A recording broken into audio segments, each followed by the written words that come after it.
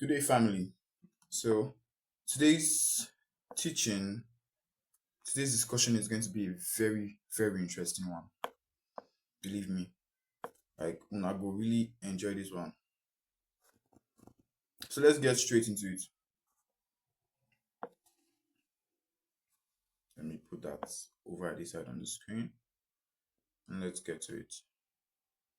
So, like the title says, we are going to be focusing a lot on GMOs. What does GMO means? Genetically modified organisms. I will say it one more time. Genetically modified organisms. So before we go deep into the topic, before we go into the subject, before I start explaining, I want to show you guys something very interesting in the book of Daniel. And I am very sure most of you has never seen the scripture like this in your life before. Maybe that's an exaggeration, but to an extent, the greater number of you watching this currently haven't seen this in this life. But I believe maybe there are some people who have seen it. So let's just get to it. The book of Daniel 2, verses 41. Now you can go back and look deep into this story. Okay. You can take your time and study the story and see the before and the after. See what happened before this interpretation was given by Daniel. So I'll just give you a bit of an explanation, a bit of an insight into what happened. So King Nebuchadnezzar, I believe, had a dream and he wanted to kill all the wise men in the city because he wanted them to tell him both his dream and the interpretation. So he was not just releasing his dream to people and then asking that these people come and give their explanations. He was like, to be sure you actually know what you're talking about, I want you to tell me that dream and then interpret it. So they went about, nobody could do it, and they went about trying to behead all of them. And then they came to the quarters of Daniel and his friends, and Daniel requested that they give him time. And then according to the scriptures, Daniel prayed and it was revealed to Daniel. And so he came to the king, he told the king, and he gave his interpretation. Now, I'm going to be reading part of his interpretation that relates to the time we're living in now and relates to the topic that we're going to be speaking about today, which are GMOs. Okay? So follow me. Now, Daniel was a very, very prophetic man. He's one of the highest prophets. I believe he numbers amongst I think they're called the major prophets. There are minor and major prophets in the Bible. So I believe Daniel numbers amongst the major prophets because every of his visions, every of his interpretations were a vision of the end, was a futuristic. So God will just be sending dreams to kings and God will just be using Daniel to perform what people in that time were calling miracles. Even most people read the scriptures these days and call it a miracle. But that miracle, every miracle Daniel, the prophet Daniel, performed was a prophetic dictate, was a prophetic unveiling. And I'll prove it to you. So let's just read. And whereas thou sawest the feet and the toes of the potter's clay, this image the king saw had a head of gold and the body of brass, silver. I'm going really fast because I want this message to be as short and information filled as possible. So I'm going to speak a lot fast. So just try and listen or you go through the video again. So, and whereas thou sawest, we're going to be focusing on the part of the statue that talks about iron and clay because the statue was filled with many parts. Thou sawest the feet and the toes of the potter's clay and part of iron, part of potter's clay and part of iron. The kingdom shall be divided, but there shall be in it of the strength of the iron, for as much as thou sawest the iron mixed with merry clay. And as the toes of the feet were part of iron and part of clay, so the kingdom shall be partly strong and partly broken. And whereas thou sawest iron mixed with merry clay, they shall mingle themselves with the seed of men, but they shall not cleave one to another, even as iron is not mixed with clay. So this statue had different metals, or what we call elements, in each layers. The head was gold, the breast and the hands were silver, the belly was brass, and the feet were, I think the waist region was iron. Then the feet were now iron and clay. So Daniel was now interpreting this dream after he discovered the dream. And this part he's now focusing on the mixed clay and the iron. I'll read through then I'll tell you what it means. The final verse there says, which is 44, and in the days of these kings shall the God, okay, I don't think I've read 42. Okay. Before going to 44, I want to explain 43. You see, it says, let me read everything. Sorry, let me just read everything first. And in the days of these kings shall the God of heaven set up a kingdom which shall never be destroyed, and the kingdom shall not be left to other people, but it shall break in pieces and consume all these kingdoms, and it shall stand forever. We're going to be speaking about verse 44 in the last parts of this video, okay? But let's focus on verse 43, Daniel 2:43. And whereas thou sawest the iron mixed with merry clay, they shall mingle themselves with the seed of men, but they shall not cleave one to another, even as iron is not mixed with clay. Now, before explaining this, let me tell you this. Each element in the start to Daniel saw was representing, according to Daniel's interpretation, was representing a king and that king's reign. So this dream was given to King Nebuchadnezzar. He was the head. If you go through this verse, like I said, you will see that Daniel said he is the first part of the statue, which is gold. Now, during King Nebuchadnezzar's period, they were using gold cups. 90% of their tools were made of gold, referring to King Nebuchadnezzar. It was something they called the Golden Age. Babylon was established during the Golden Age. And as I begin to release videos, you're going to see where we're about to enter the Golden Age again. We are currently in the Golden Age itself. We're not even about to enter it. So each period was a king's reign, and not just that, it also represents the tools those kings used to reign. Those were the major tools. If you go back in history and you check, you see that there are things we were calling Iron Age. You see, there were times we called Ice Age. They even created a cartoon about it. We have Bronze Age. Some men from my own lineage, the pride I came from, they used a lot of bronze artifacts. I'm a Benin boy. So there are these ages, which proves that this scripture is true. What Daniel was speaking about is very true. So each kings and each different reigns using different tools. This is why those metals were mentioned in his vision. It was not just useless. It was not just to represent kings. It was those tools that the kings in those age and his people will majorly use. And history proves it. So Daniel focused here on the iron and clay age. Now I'm going to show you why we are in that age.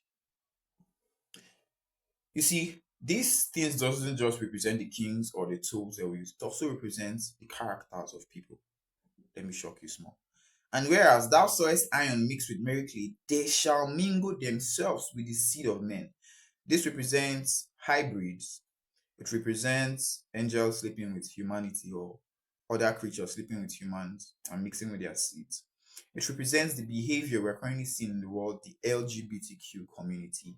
If you go to the book of Romans, you see Apostle Paul saying men with men doing that which is unseemly to nature. There's a mixture. Sodom and Gomorrah, a mixture. Something that is not meant to be, a mixture of two things that is not meant to mix. This is why the Bible went further to say, they shall mingle themselves with the seed of men. How did this come to the picture? Who is mingling themselves with the seed of men? I thought we were talking about kings and their reign. So how come you are speaking of something else that is like alien to man? See, but they shall not cleave one to another. And even as iron is not mixed with clay, meaning it is against nature to mix iron with clay. Iron cannot mix with clay. You see men with men, it's not something that's against nature. It should not happen. Women with women should not happen. Many other rubbish I identify as this, I identify as that. Strange. So we are in that age. Now, going to tools. Look at every technological material around you as I speak. Look at your iPhones, look at your Androids, look at your fridge, your houses. Majorly clay and iron, metal. All your notebooks are gotten from plants. When plants decay, they turn to clay.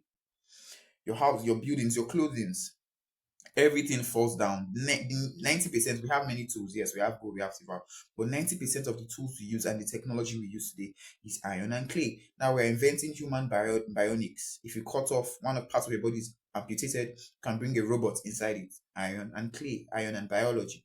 Neuralink, Elon pushing his brain computer interface technology. Iron and clay, body and metal communicating. Dust and iron communicating. So that is our age. That is the age we are in. So I just want to show you that Daniel prophesied the age we live in. He prophesied genetic modifications. He prophesied that certain mixtures will begin to happen. And the funny thing is, verse 44, something will happen shortly after that. But like I said, we'll attempt to do that at the end of the video. Next slide. So now, what does GMO mean? Those of you have been hearing me say GMO, I just decided to start on that very rough note so we can get some. What does GMO mean? Now, GMO or genetically, this is got it from Google. Genetically modified organism refers to any plant, animal, or microorganism whose genetic material or DNA has been altered. Now, using genetic engineering techniques in a way that does not occur naturally, note that word, it does not occur naturally, using techniques that do not occur naturally. This process involves transferring genes between organisms to introduce specific desirable traits such as increased durability, nutritional value, or pest resistance. Foods produced from or using GMOs are known as genetically modified foods. How GMOs are created. Genetic engineering, scientists use genetic engineering, also called modern tech biotechnology, blah, blah, blah, blah, blah, gene transfer, and then desired outcomes. Okay, you can read through this, okay? But I just wanted to show you the underlying definition. Now, I want to ask you this. We've seen a lot of genetically modified foods. Any other thing aside from foods, which is generally accepted into the society, some of them have snuck it into different countries. Different countries have accepted it, not knowing what they are accepting into their society. Even Nigeria itself, many other things like that. My question is, this definition talks about plants, animals, microorganisms, and genetic materials. So I'm asking, where are genetically modified plants? Where are genetically modified animals? And also, where are genetically modified microorganisms or genetically modified materials? Guess what? They are hidden from the public. Do you really think the only thing that is being modified are plants? No, that's just what they let you know. And all of them are harmful, but I'm just saying, where are the genetically modified animals? Most times we just see random articles online that a pig was genetically modified with a woman, or babies are now being genetically modified in a lab. But we've not seen anybody officially come out, a company come out officially. I'm not sure. I've not made a research to that extent and say they are doing this. Why? I'm going to be explaining the dangers of this as we move on. Like the video is titled "The Agenda Behind GMOs." So we're going to be going deep into it, and it's going to get very interesting and maybe scary for some people, but the truth has to be exposed. So now, even the foods that they are creating is not healthy for you. It also introduces its own type of negative presence. We'll get to that. So one thing I want you to know before we leave this slide is this: there are going to be genetically modified plants mixed with things they are not meant to mix, or whose genes, their code of life has been altered against nature to produce the desires of so-called human ones, or whatever they feel is our problem, the economical or producing problems. So there's also going to be genetically modified animals, creatures who will be made to, maybe they'll start making mammals that can live in water, start making fish that can fly. I think we even have one naturally made by God. They'll start giving humans. Now, also understand that humans fall in the category of animals. So you might start seeing humans with wings, you know, people who can live on Mars. They'll start giving you organs to breathe in the atmosphere of Mars and use it well. Start creating people that can have gills and live underwater. Okay. All these things has happened before, but that's not where we're focusing on today. Next slide. Now, this is a movie that came out June 4th, as it's clearly seen. And what they're trying to do here is that they are now trying to, bring this. Movies are basically collective programming. So they're basically programming the mass for what they're about to unleash, what they're about to release. Let me not use the word unleash because it's looking like DC comic. Okay, this is a DC comic. Okay. So they're basically going to release these things very soon, and they are preparing your minds for it. They want humanity to see it as normal. They want us to be able to communicate and accept these beings when they begin to show up. These creatures that they're going to be creating in the lab. Some they do not create it, some they have covenants with. But let's move. Now, I would shift this to the left a bit so you can see.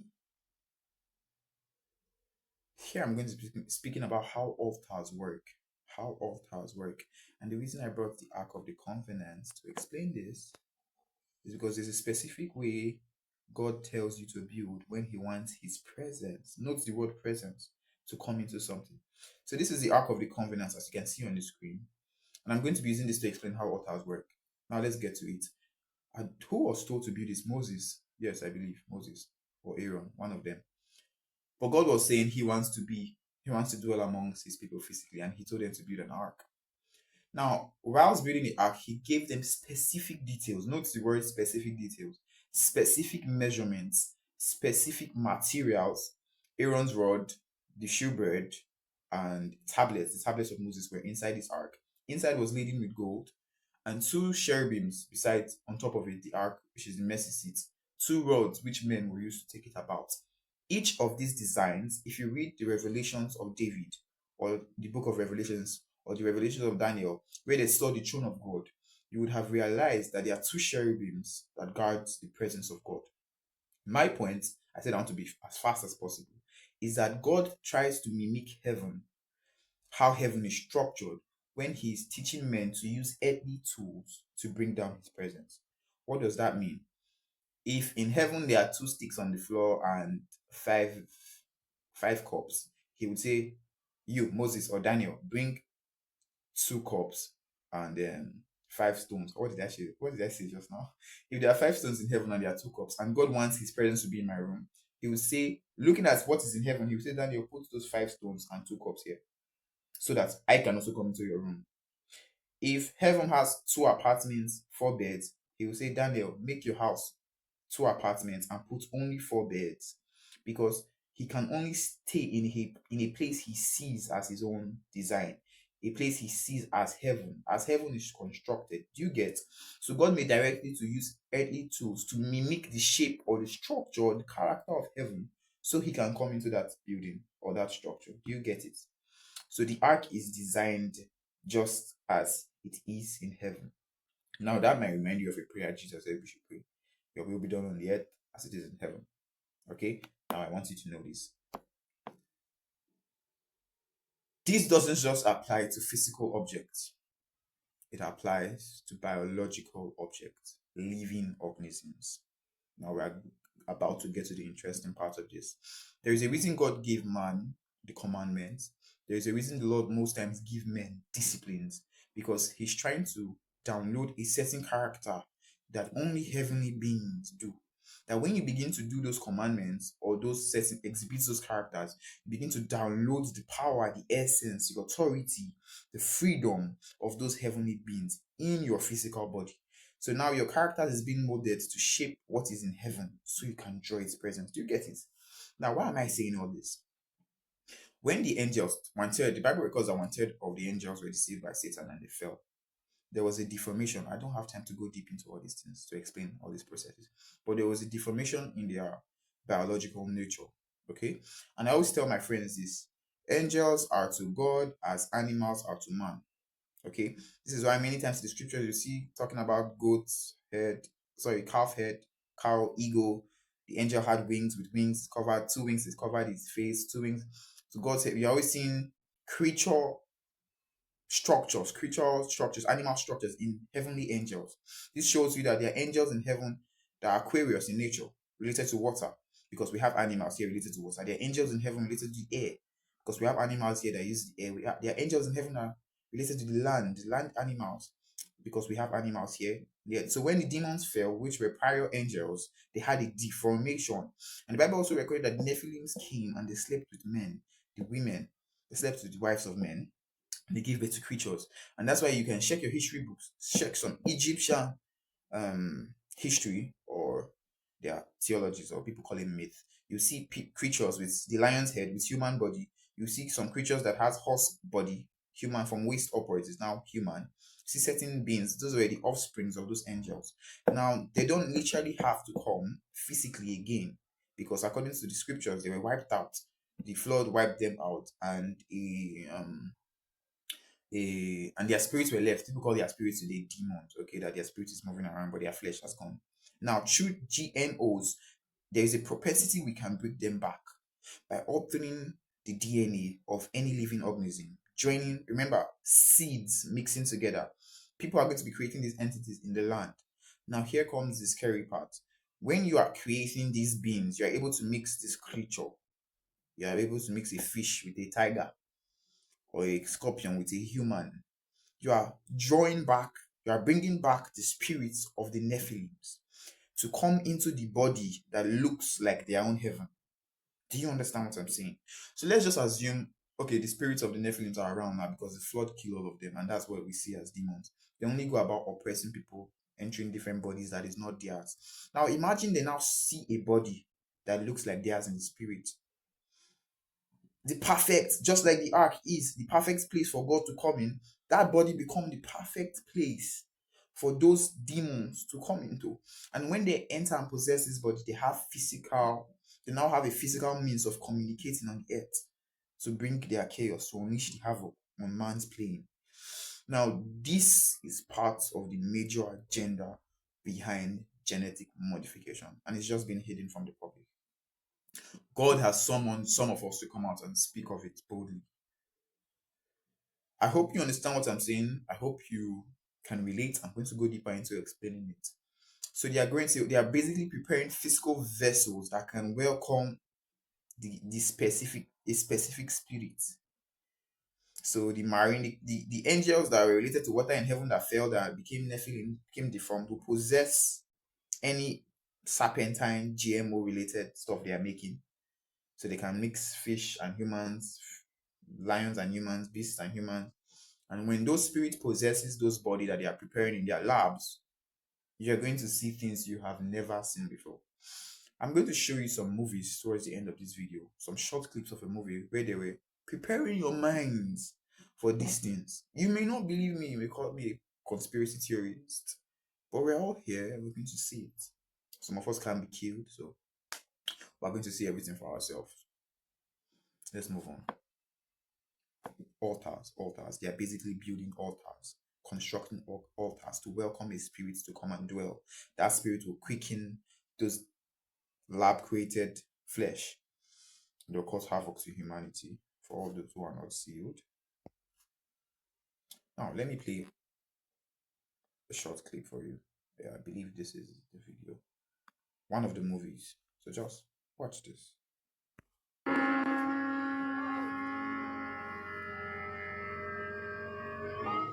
This is from the movie Shazam.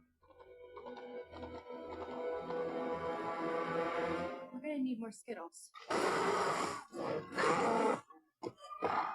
Genetically modified organisms roaming the streets.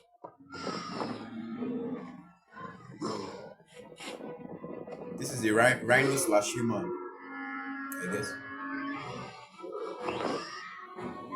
See that bird stuff? It's prophesied in the book of Revelation.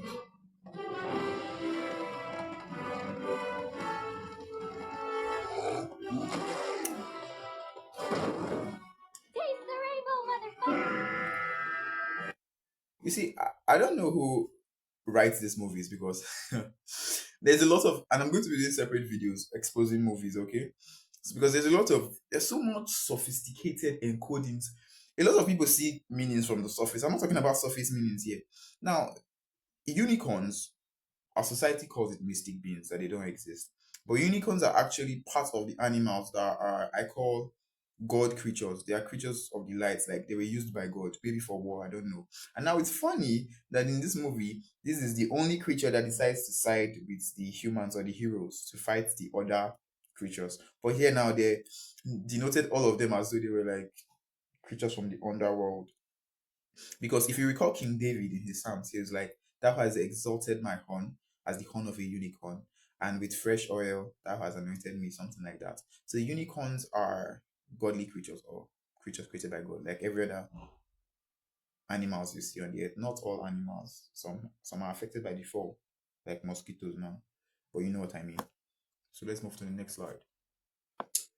So I was saying I was going to talk about how do we combat against these things. I got this video from a guy online. You're going to see his name in part of the pictures. I decided to add it so you can go and watch the video. It's, I think, an AI depiction of the New Jerusalem. I'm going to be creating a separate video speaking about the New Jerusalem and its systems. So I won't go deep into it now. I'm just going to tell you the only way we have to combat against these things that will be coming upon the earth. There's a lot of things that's going to be coming upon the earth, not just GMOs. It's through building the New Jerusalem. A lot of people think the New Jerusalem is going to fall from the sky, whereas when we go to heaven, come back. There's a lot of guy. Let me just tell you this. The New Jerusalem is going to be built by men, believers, you and I, people who can catch revelations from God. And in fact, we're in that season, we're just in that time to start building the new Jerusalem. Because if we do not, these things will come and they will overtake us. So the only way we can combat against this thing are the systems of the New Jerusalem, building its systems. The New Jerusalem has its technologies. Heaven has its technologies. The New Jerusalem has its own creatures. The New Jerusalem has its type of clothing, its fashion. It has its type of music. It has its type of plants. It has its types of meal. It has its type of languages. It has its type of society. Everything we currently do today in the world, God ordained it to be in a certain way, shape, and form that we've fallen from. And that going back to that original concept, what was in God's mind is what is going to be used for building the New Jerusalem. Is what entails the New Jerusalem. I don't know if you get this. Please get it. This is the only thing that will save us from what is coming. The New Jerusalem's technologies, its clothing, its food, its system, its building, the understanding of it is what is going to save us. And God has given this to all Christians on the earth, not just Christians, believers, true believers, people who have interfaced with God. Because, see, Christianity, so many people have turned it into a religion. So those who are in true connection with the creator of all things, true connection with the creator of all things, you have that in you as purpose. You have that in you as what is called purpose. The more refined your purpose is, the more deeper you get into what your actual purpose is, the more you begin to see your own part of the project of building the New Jerusalem. And whatever you build is going to also act as an altar to invite a certain presence, just that that presence is going to be of God and it holds a certain power. And that is the only thing we're going to be using to combat the forces of darkness that is about to be unleashed upon the earth, whether you believe it or not. So I got more pictures of the New Jerusalem from Agafi Studios. Yeah, so you can look them up on YouTube. How beautiful is this kingdom going to be? It's going to be built by you and me, by the way, inspired by God, inspired by the Holy Spirit, under the influence of the Holy Spirit. Told you, New Jerusalem has its type of plants. The leaves will be the healing of the nations. A lot I'm revealing here, right? You have not seen anything. Just another video of the New Jerusalem, and we end the video here. Heaven, a new earth. And then I beheld the holy city, New Jerusalem, descending out of heaven from God, prepared like a bride, radiant and ready for her husband. And I heard a voice, not just above me, but within all creation, a voice from the throne. Now, started singing one Karen Cardick song. I don't know, bro. Just cut it there. So I don't. It may not be as dramatic as this. It may be more dramatic than this. But this is the New Jerusalem, the city of God, that Prophet John saw in the book of Revelations 20, 22, 21. You can go and read it. It's going to be a glorious city. Like I said, I'll create a whole new video for it. But this is the only things we'll be using to combat these entities. Now, your genetically modified foods, rice and the rest, already hold a certain presence. Hell has its type of meals. Hell has its type of music. Hell has its type of songs, clothing, fashions, structure, even the way they build their houses there. And that is what has dominated the world. So God is going to be raising men, young women, old women, youths, teenagers, children with these ideas, heavenly itineraries, heavenly sounds, and we are going to war with it. Just in case you don't know, we are already in warfare, various ways. Just that our enemies wear a mask and we do not know. Because of that, we do not know we're in warfare. May the Lord bless His word in our hearts. I hope you learned a thing or two from this transmission today. And do well to follow, like, subscribe, so you do not miss the notification whenever a new video drops. Stay blessed.